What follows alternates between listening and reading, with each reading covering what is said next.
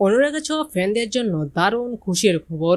এবার একসঙ্গে ফিরছে জয় এবং কৃষ্ণ। হ্যাঁ বন্ধুরা, অভিনেতা কুশল ঠাকুর অভিনয় করেছিলেন কৃষ্ণের ভূমিকায়, যে ছিল অনুরাগের ছোঁয়ার প্রথম সিজনে রূপার নায়ক হিসাবে। কিন্তু নতুনতা শুরু হওয়ার পর থেকে তাকে এখন পর্যন্ত দেখা যায়নি, যদিও এখানে ফিরেছে রূপা।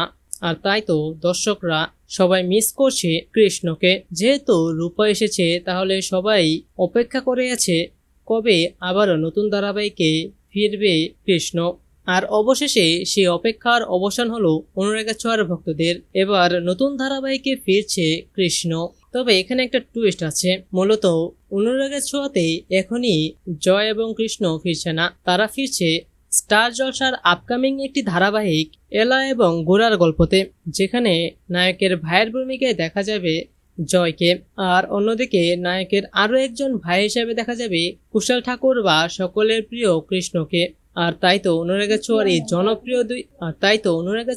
জনপ্রিয় দুই চরিত্র এবার ফিরতে চলেছে একসঙ্গে একই ধারাবাহিকে। তবে সকল ফ্যানদের একটাই দাবি, কৃষ্ণ আবারও ফিরুক অনুরাগের ছোঁয়ায়। তো সুপ্রিয় দর্শক, আপনারাও চান তো যে কৃষ্ণ আবারও ফিরুক অনুরাগের ছোঁয়াতে? তাহলে সেটি নিচে কমেন্টে জানিয়ে দিন। এবং এরকমই প্রতিদিনের আপডেট সবার আগে পেতে চাইলে এখনই আমাদের এই চ্যানেলটিকে সাবস্ক্রাইব করে দিন। ধন্যবাদ সবাইকে।